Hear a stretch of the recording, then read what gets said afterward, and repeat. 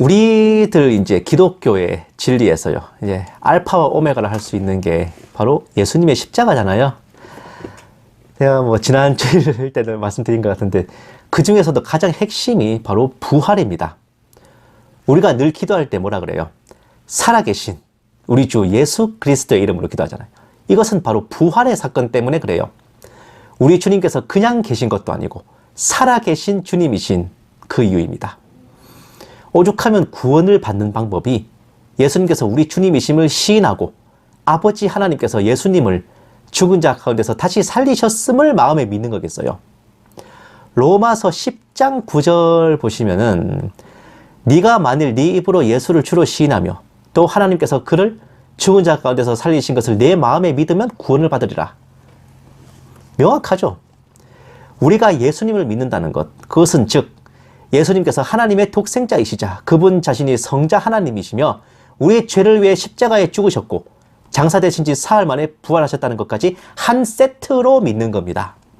이 중에 하나라도 빠지면 그것은 믿음이 아닙니다. 오늘 우리가 올려드린 성시에서 나오잖아요. 부활이 헛것이면 우리 믿음도 헛것이라고요.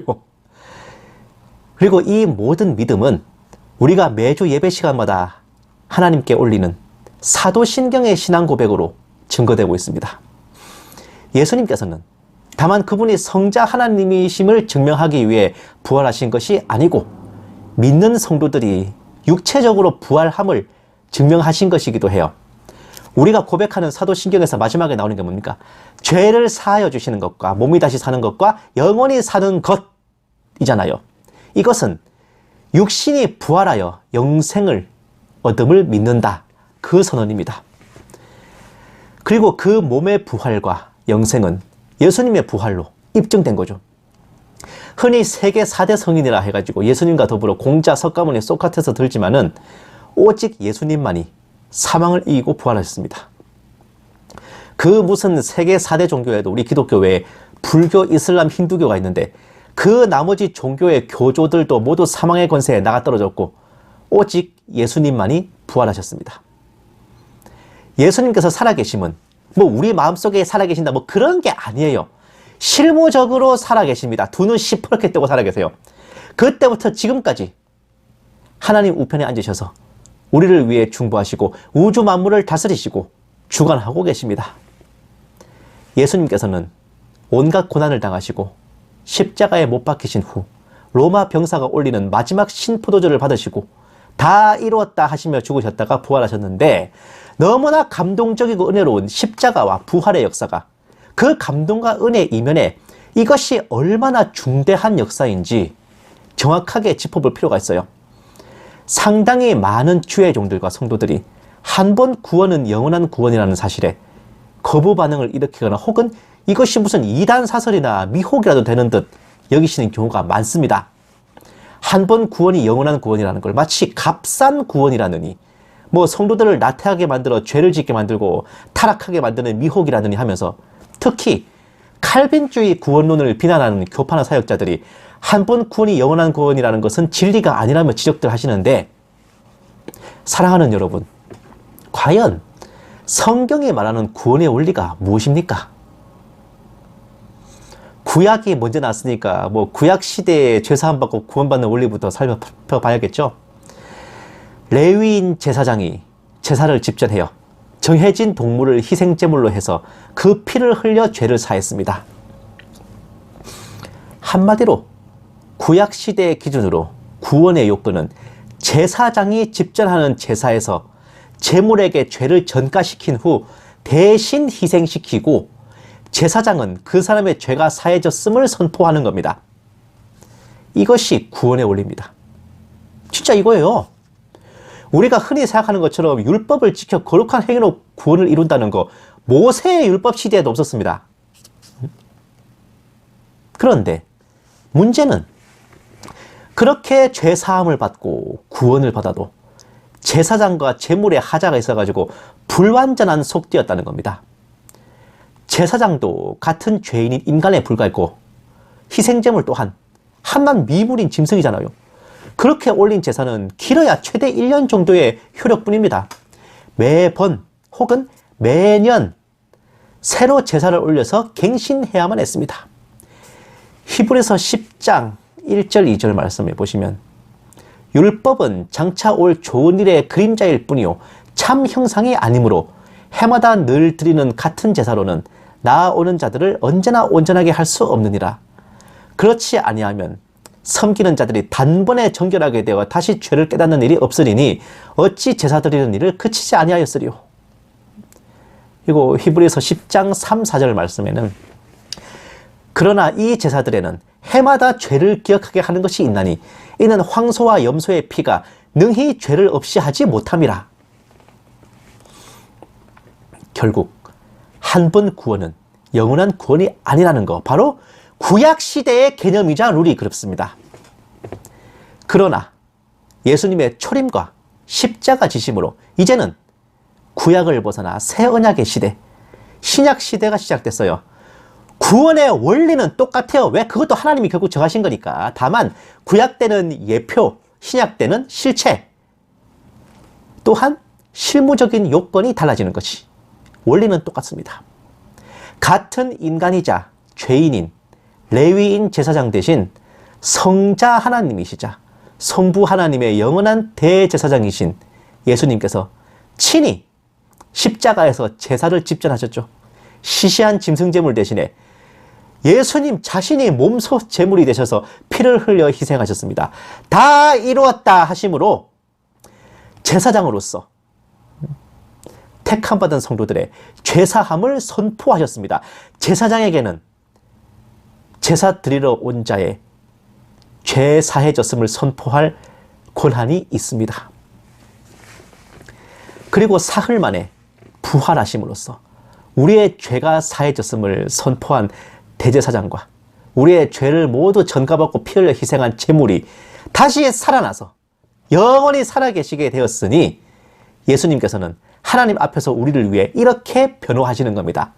내가 아무개의 죄를 대신 넘겨받고 희생한 제물이었고 내가 그 아무개의 피가 사해졌음을 선포한 대제사장이었습니다.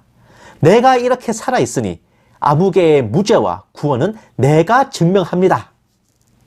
돌려 말하면 내가 얘를 위한 제물이 되어서 내가 피를 흘렸고 내가 얘의 죄를 사한 대제사장인데 누가 이 사람의 구원에 대해서 왈가왈부 할 거냐? 있으면 나와봐. 나랑 맞짱 뜰 자신 있으면 한번 따져봐라. 대충 이런 겁니다. 예수님께서는 제물이 되셔서 우리의 죄를 모두 대신 책임지셨습니다. 또한 대제사장으로서 우리의 죄사함을 선포하셨죠. 너의 죄를 사하노라 하시면서. 이것은 모두 하나님의 법도와 성경의 법에 의해 적법하고 정당한 것입니다. 예수님께서 살아계신 한 그 효력은 사라지지 않고 유효한 거예요. 구약시대와 달리 신약시대에 예수님을 믿고 영접함으로써 얻은 그 한 번 구원이 영원한 구원인 이유는 바로 이런 원리 때문에 그렇습니다. 우리가 그렇게 믿어서도 아니고 우리가 그렇게 착각하는 것은 더더욱 아니고 예수님께서 대제사장으로서 적법하게 희생제사를 집전하시고 주님 자신이 제물이 되셔서 모든 절차에 따라 우리 죄를 넘겨받아 희생하셨으며 또한 대제사장의 고난으로 우리의 속죄를 선언하셨기에 명백한 법적 효력과 정당성을 지니는 겁니다. 우리가 예수님의 신부가 된 것도요, 이게 사실혼 아닙니다. 동거 아니에요. 우리는 내연의 처가 아니라 본처야, 본처. 법률혼이란 말입니다. 혼인신고까지 끝난 커플이라고. 아시겠어요? 이 법적인 효력이란 거. 구원도 마찬가지입니다. 이렇게 예수님의 부활은 모든 구원의 법적 절차를 마무리하고 영원한 효력을 발동시킨 최종 절차였으며 우리가 배도하지 않는 한 혹은 예수님이 또 한 번 사망하시지 않는 한 우리가 그날 한 번 영접하여 받은 구원은 영원한 구원입니다. 다시 말씀드리지만 이것은 우리의 맹목적인 믿음도 착각도 아닌 성경에 명시된 적법한 구원의 절차이자 원리이고 율법의 행위 운운하는 자들은 성경이 말하는 구원이 뭔지 기분조차도 모르는 무지의 극치라고 제가 감히 말씀드릴게요. 예수님의 부활하심으로 우리는 비로소 영원한 구원, 영원한 자유함을 누리게 되었습니다. 이 생에서 하나님과 동행하고 주님 다시 오실 날 죽음을 보지 않고 들림받거나 혹은 언제 인생의 끝을 맞더라도 하나님의 나라로 들어가게 된 것입니다. 내가 오늘 당장 죽더라도 눈 뜨면 예수님과 티타임을 가질 수 있을 것이라는 그것이 바로 구원의 확신이란 겁니다. 우리가 믿음 안에 머물러 있는 한 우리는 주님의 사랑 안에 쉼과 평강함을 누릴 것이고 더 이상 구원이 취소될까 거둬질까 없어질까 하는 근심 걱정 내려놓으시길 바랍니다. 다시 말씀드리지만 예수님께서 살아계신 한 우리의 구원은 영원합니다. 그 무슨 율법의 행위로 인해 우리의 구원이 취소된다는 것은 예수님을 또다시 십자가에 못 박으려 드는 폐역지름을 아실 필요가 있습니다. 히브리서 10장 12, 13, 14절 보시면은 오직 그리스도는 죄를 위하여 한 영원한 제사를 드리시고 하나님 우편에 앉으사 그 후에 자기 원수들을 자기의 발등상에 대게 하실 때까지 기다리시나니 그가 거룩하게 된 자들을 한 번의 제사로 영원히 온전하게 하셨느니라. 이거 오늘 본문 말씀이지. 16, 17절 말씀 보시면 또 그들의 죄와 그들의 불법을 내가 다시 기억하지 아니하리라 하셨으니 이것들을 사하셨은즉 다시 죄를 위하여 제사 드릴 것이 없느니라. 다시 제사를 드리러 간다는 건요, 예수님을 인정하지 않겠다는 겁니다. 예수님의 보혈을 인정하지 않겠다는 거예요.